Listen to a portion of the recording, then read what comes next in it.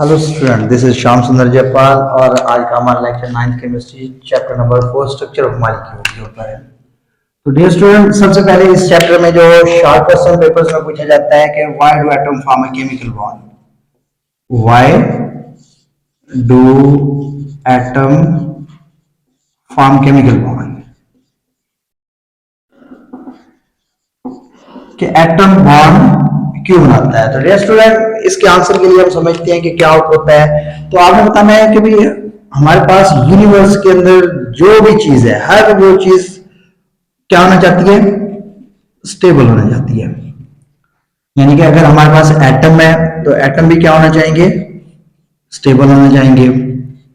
और ये एटम कब स्टेबल होते हैं, जब इसके आउटर मोस्ट शेल के अंदर, आउटर मोस्ट शेल के अंदर, यानी कि जिसको हम कह सकते हैं दूसरे अल्फाज में वैलेंस शेल के अंदर कितने इलेक्ट्रॉन होने चाहिए, 2 या फिर 8। अगर किसी भी एटम के आउटर मोस्ट शेल में 2 या 8 इलेक्ट्रॉन हो जाते हैं तो वो एटम क्या हो जाता है, स्टेबल हो जाता है। और हमारे पास जो एटम्स होते हैं ये 2 या 8 इलेक्ट्रॉन कैसे पूरे करते हैं। तो डियर स्टूडेंट, आपने बताना है कि ये केमिकल बॉन्ड बना के 8 इलेक्ट्रॉन पूरे करते हैं। तो इसके बारे में बाद में आते हैं। तो पहले हम देखते हैं कि भाई अगर कोई एटम अपने आउटर मोस्ट शेल में 2 इलेक्ट्रॉन कर रहा है तो उसे हम क्या कहेंगे, और कोई 8 कर रहा है तो उसे क्या कहेंगे। अगर कोई एटम 2 इलेक्ट्रॉन कर रहा है आउटर मोस्ट शेल में कंप्लीट, तो उसको हम नाम देते हैं डुप्लेट।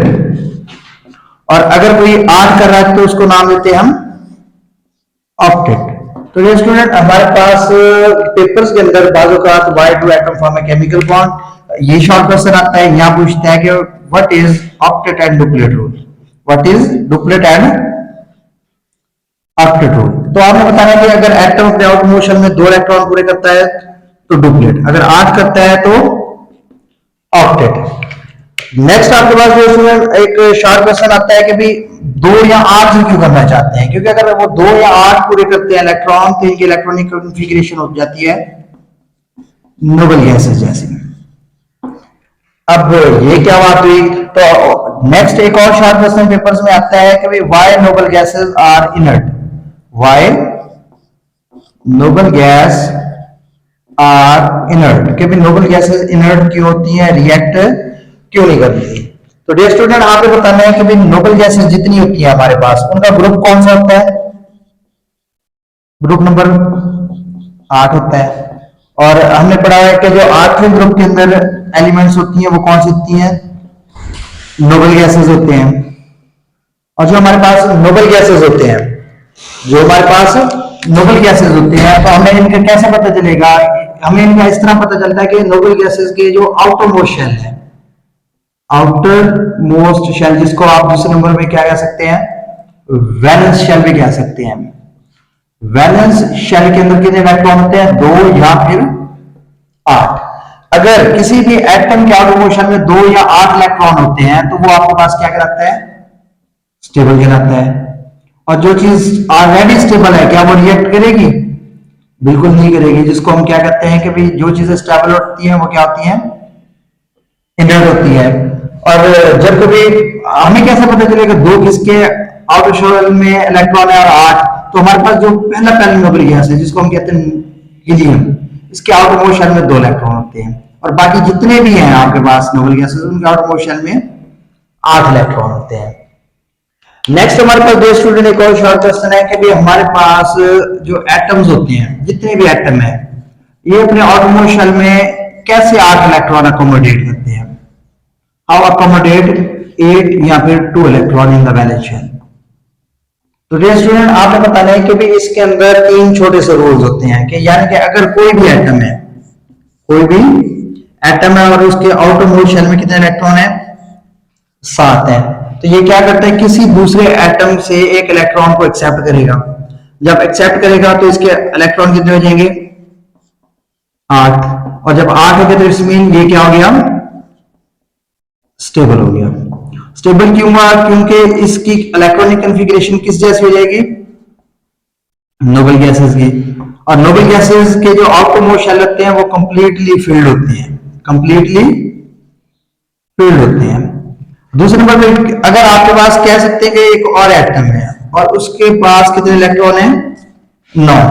अब ये स्टेबल होना चाहता है तो कब होगा, जब इसके इलेक्ट्रॉन कितने होंगे, 8। और कब 8 होंगे, जब ये एक इलेक्ट्रॉन को लूज कर देता है और ये एक इलेक्ट्रॉन को गेन करता है। दूसरे नंबर पे ये लूज करेगा, 9 में से एक लूज करेगा, बाकी 8। अब जब 8 हो गया तो इट्स मीन ये एटम में क्या हो गया, स्टेबल, क्योंकि इसकी इलेक्ट्रॉनिक कॉन्फ़िगरेशन भी हो जाएगी नोबल गैस जैसी।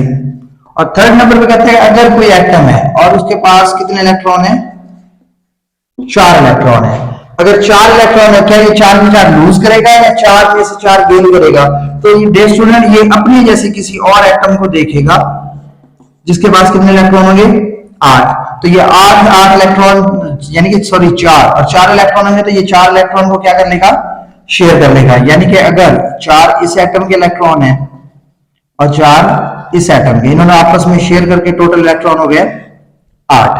अब 8 में इनके भी ये 8 इलेक्ट्रॉन इसके भी हैं इसके भी हैं, कैसे हुए, शेयर करके। अब जब 8 हो गए तो इसमें ये भी क्या हो जाएगा, स्टेबल, और इसकी भी इलेक्ट्रॉनिक कॉन्फ़िगरेशन नोबल गैस जैसी हो जाएगी। अब डियर स्टूडेंट एक और अहम शॉर्ट क्वेश्चन है कि भी केमिकल बॉन्ड क्या होता है, केमिकल बॉन्ड क्या होता है?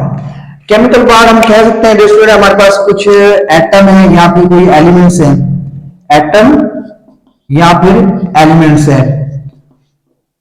इस एटम के पास 9 इलेक्ट्रॉन है, इसके पास 7 इलेक्ट्रॉन है और इन दोनों ने अपनी इलेक्ट्रॉनिक कॉन्फ़िगरेशन नोबल गैसेस जैसे करनी है और स्टेबल होना चाहते हैं।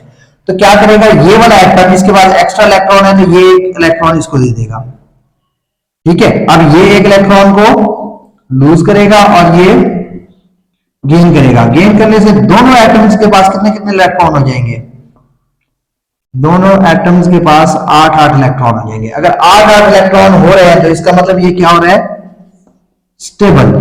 और स्टेबल कब हो रहा है, जब एक एटम इलेक्ट्रॉन दे रहा है दूसरा एटम गेन कर रहा है। जब कभी भी एक एटम इलेक्ट्रॉन देगा दूसरा एक्सेप्ट करेगा तो इनके दरमियान में एक रिलेशनशिप बन जाएगा, इनके दरमियान में कोई एक ताल्लुक बन जाएगा और जो ये ताल्लुक होगा आपके पास क्या कहलाता है, केमिकल बॉन्ड कहलाता है। ये ताल्लुक केमिकल बॉन्ड कहलाता है। नेक्स्ट हम देखते हैं हमारे पास क्या है, हमारे पास जो स्टूडेंट नेक्स्ट इसके अंदर केमिकल बॉन्ड्स की टाइप्स हैं, केमिकल बॉन्ड्स की टाइप्स इंशाल्लाह वो हम नेक्स्ट लेक्चर में देखेंगे। आज के लेक्चर को हम यहीं पे खत्म करते हैं। अल्लाह हाफिज।